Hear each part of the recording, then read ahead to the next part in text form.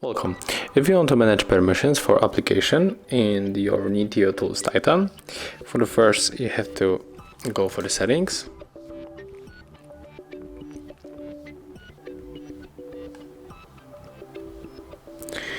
Right now we have to scroll down and go for the apps. Tap right here on the settings icon and go for the app permissions. As you can see, it's not working, so we have to go back.